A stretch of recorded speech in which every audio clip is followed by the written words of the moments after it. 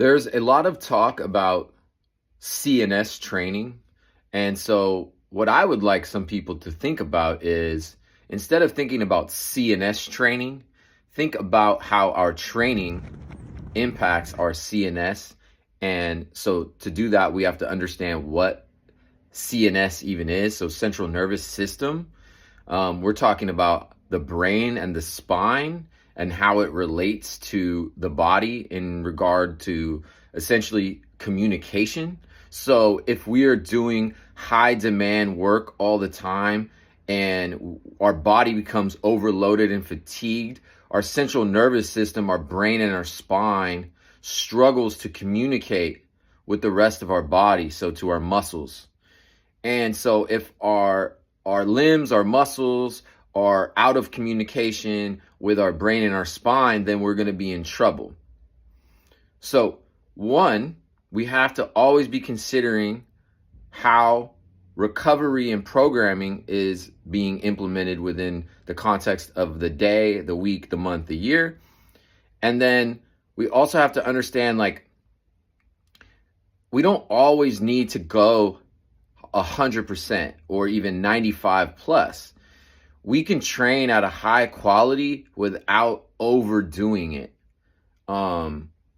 If your CNS training always looks like you're about to have an aneurysm, or like you can't breathe, or like you're just so tight and trying so hard that your body's just ready to explode,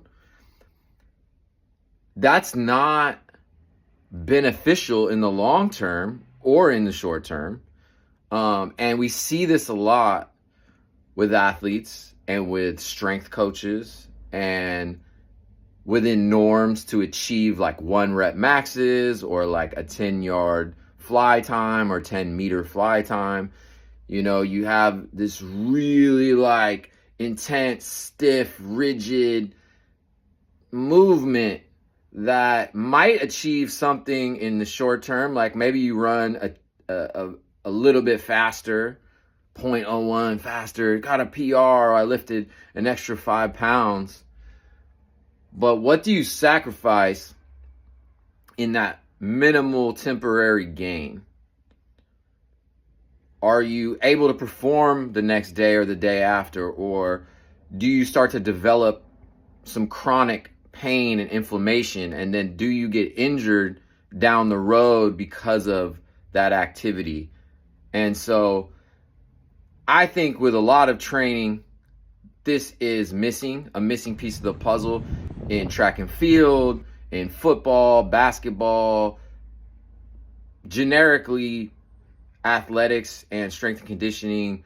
And also because this has long been associated with norms that were either related to maybe like bodybuilding, powerlifting, or some sort of training that was influenced from the 20th century, where not only was it normal to push yourself in a way that disregarded the long-term consequences, but you also had performance-enhancing drugs being used more rampantly and without the scrutiny or testing. So when we, grab examples from the past, let's say, and we don't take into consideration those realities, we're doing ourselves a great disservice in the current moment. So as coaches or as athletes, we need to be thinking about these things so that we can better perform in the short term and over the long term.